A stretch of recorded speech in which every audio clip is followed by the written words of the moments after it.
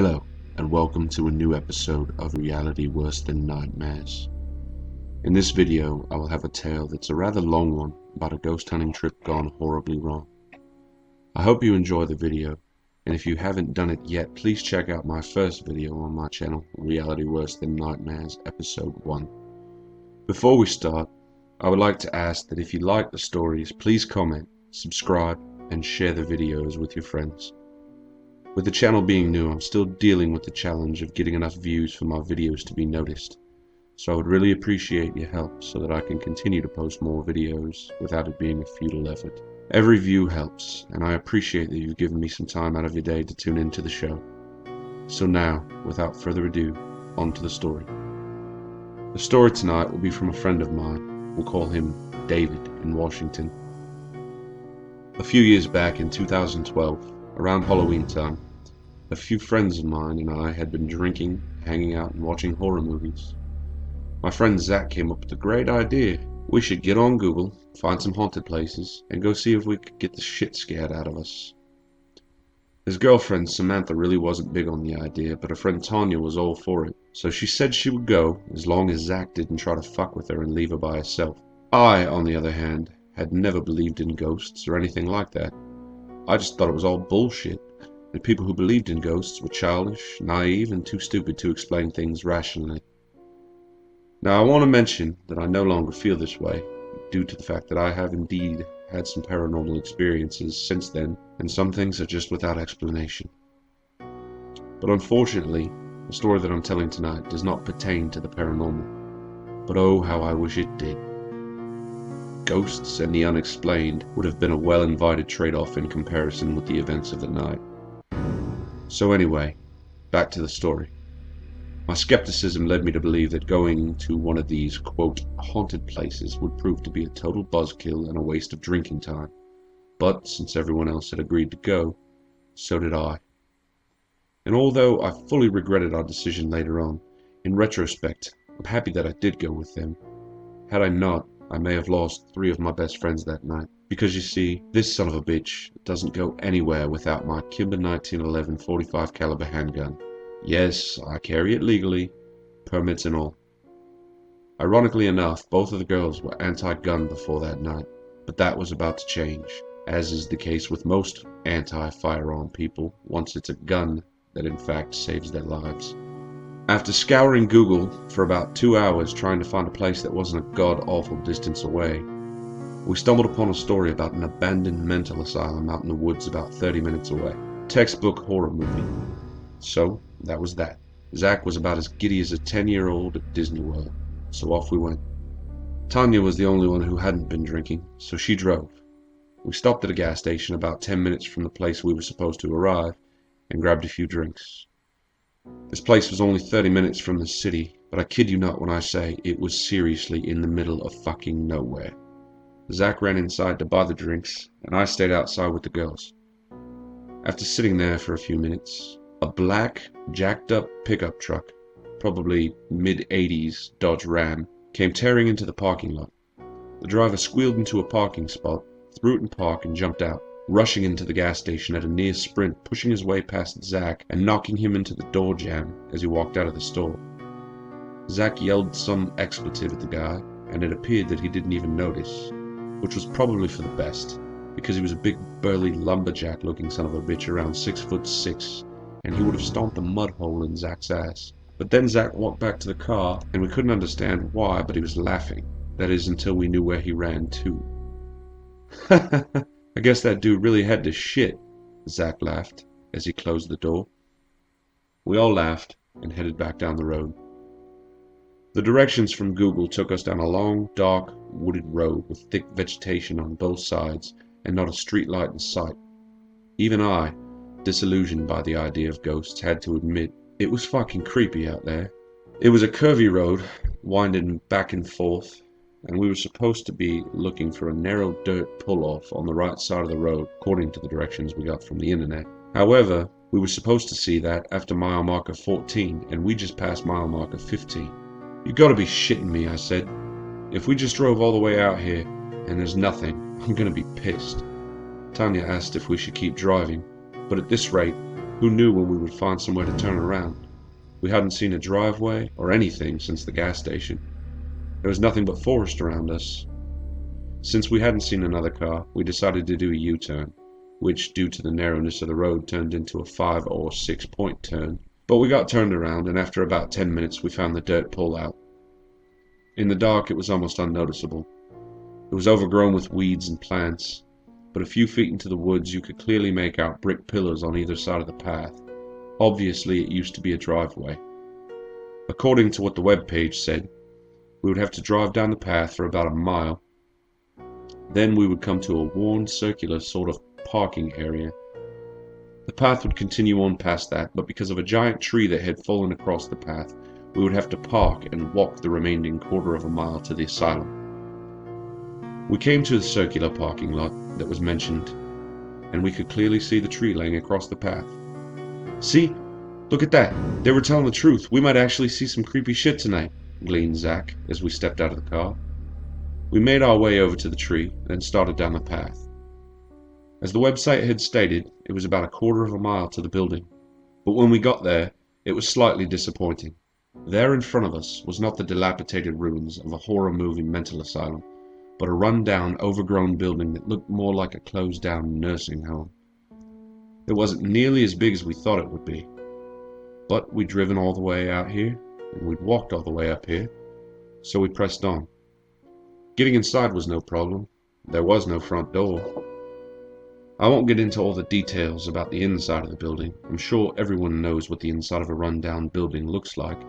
Just your typical holes in your walls, sections of caved-in ceiling, and crusty old hospital-style furniture laying everywhere. And of course the smell of animal shit lingered in the air. I was, to say the least, unimpressed. We wandered the halls, snapping some photos here and there, but just generally looking around. Surprisingly, thus far, no one had been startled, and the girls hadn't even screamed at all the little noises. As we rounded the top of the stairs on the second floor, I looked down the hallway, and the staircase on the other end of the hall could be seen.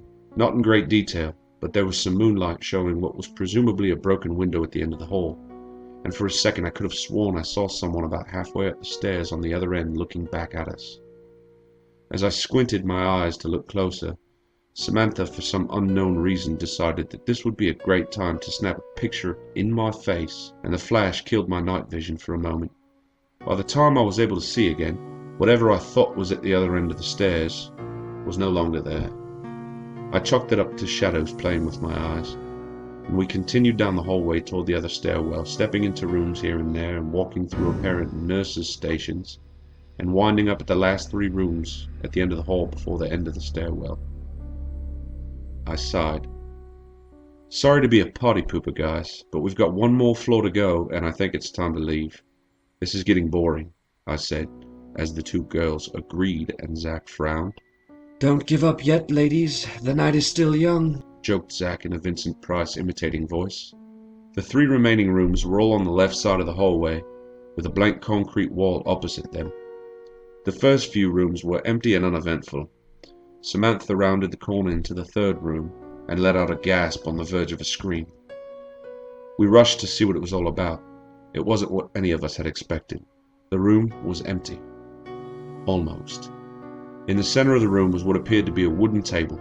It was covered in clear plastic film, as were the floors, and the walls, and the ceiling. What was more disturbing was the fact that the plastic was virtually untouched. New looking, not like everything else in the building. It appeared that it was placed recently, and the black duffel bag on the floor next to the table gave credence to this notion. It looked like a fucking Dexter kill room. We need to leave now," said Tonya, as we all looked at each other with wide eyes. It didn't need to be said. We were all thinking the same thing. What the hell had we walked into? As we turned to head for the stairs, we heard something come from upstairs, a sound that was unmistakable. A notification on a cell phone, followed by a muffled voice saying, "Shit!" To say that we hauled ass down the stairs and out of the building would be an understatement. We may have broken land speed records as we all ran a little bit faster when we heard not 1 but several sets of footsteps running down the stairs above us as we bolted. Whoever was behind us wasn't as fast as we were, because by the time we were out of the building, the footsteps were a lot further behind us, but they were still there, so we kept running. As we got further down the path, we noticed headlights about 100 yards off in the distance, past the fallen tree in the parking area. Hoping that it was the police that had busted us for trespassing, or at the very least, another group of thrill-seekers, we felt relieved that whoever was chasing us would most likely be outnumbered now and be forced to duck into the woods. Hey! Samantha began to yell as we got closer. She yelled a moment too soon, because she abruptly stopped yelling as we realized that it wasn't a police cruiser, and it wasn't another group. It was a man, parked next to our car, trying to break in the door. It was the black pickup truck from the gas station. As he heard the yelling, the giant lumberjack-looking man stopped what he was doing, grabbed what looked like a baseball bat from his truck, and started in our direction. At this point we had slowed down because our exit route was now blocked, but we certainly couldn't turn around because we were being chased. We were about 10 yards from the tree, 15 yards from the lumberjack, and 25 yards from the car. It all happened so fast, and with nowhere to run, fearing for our lives, I did what in retrospect I should have done in the first place. I ran in front of the group, placing myself between my friends and the crazed man. I drew my gun from my holster, and just to be sure that he knew I wasn't bluffing, I fired a shot into the air. Back the fuck up!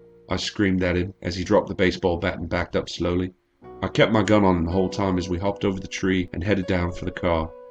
"You better not move or I'll shoot you, I swear to God," I yelled as we got further from him. As we jumped into the car, Zach yelled at me to shoot out the guy's tires. So, being the horror movie buff that I am, I didn't want the guy to follow us, so I shot out his tire. We tore out of the parking area and hauled ass out of that place. We didn't slow down for anything until we were back in the city limits and sure that we weren't being followed. We decided not to call the police due to the fact that we were doing something we shouldn't have been doing in the first place, and because I didn't want to explain to the police that I had fired 2 shots in the process on private property. We sat around for the rest of the night at my place, freaking out and discussing what happened. We felt pretty good about the fact that we weren't followed because I shot out the tire and we were watching behind us the entire way and didn't see anyone. Yeah, we felt pretty good, until Samantha nervously peeked through the blinds and noticed something that we hadn't noticed before. Someone had taken my license plate. Immediately, I was no longer worried about getting in trouble with the police. I was worried about some psychopaths finding my address and hunting me down. We called the police, and an officer came out to speak with us and file a report. We told him everything, and he said that he would notify the sheriff's department, but it was out of their jurisdiction. About a week went by without incident. Then, on a Saturday night, right after I'd gotten off of work, I was at home getting ready to go out with my friends, when there was a knock at the front door. It was the police. 4 officers. The one who had knocked was a tall black officer who appeared to be the one in charge. "Sir, you need to come with us."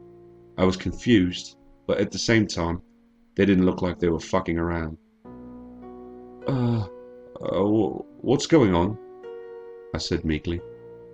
"Is this about the report that I filed?" The 2 officers in the back looked at each other with furrowed eyebrows. "Sir, you need to come with us right now for your own safety." He nodded towards his cruiser. Okay, can I finish getting dressed?" I stammered. He agreed, and an officer waited inside by my bedroom door as I got into my clothes, but not before searching my room. They escorted me out to the police cruiser and we headed for the station. About 2 minutes into the ride, something came through the police radio chatter that caught my attention. The dispatcher, a woman, said, "Roger, first 3 subjects in custody. 227, what's the status on number 4? There was a pause. Then the officer driving the cruiser that I was in keyed the mic on his radio and responded, "Be advised, subject 4 has been taken into custody.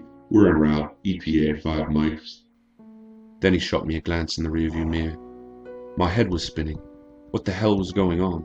I couldn't be under arrest. They didn't cuff me. I was in an absolute panic all the way up until they put me in an empty room with a glass window. After a few minutes, a woman detective came into the room.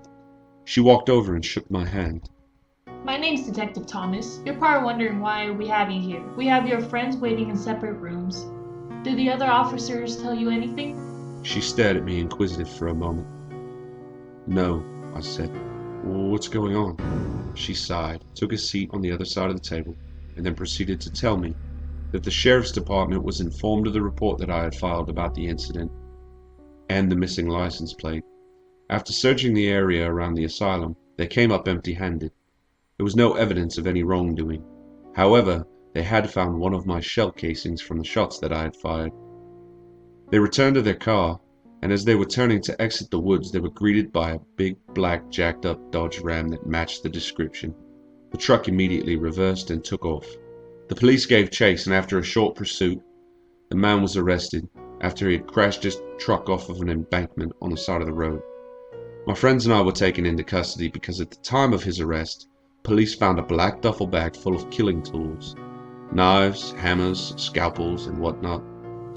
There were also several Polaroid photos of me outside my house, me and my friends at the bar one night. The man had found us, and he'd been stalking us for the past week. There were also 3 accomplices' numbers in his cell phone that he'd been corresponding with about killing us, and they all knew our names. Him and 2 of the other accomplices had already been apprehended by the authorities, but one was still on the loose. Turns out there was some sort of whacked-out cult that was wanted by the FBI. We were at the police station until the next day in the early evening. We were informed that the 4th man had been caught and that it was safe for us to leave. After a brief conversation with Detective Thomas, I returned home, relieved that it was all over. But when I arrived at my front door, I froze. There, on the doormat, leaning against my front door, was my license plate, with a smiley face carved into the door above it. I forfeited my deposit on the apartment and moved the next day. The police reassured me that the 4th man must have done it before he was captured, but I wasn't about to take the chance. So, psychotic killer cult, however many of you there are, let's not meet ever again.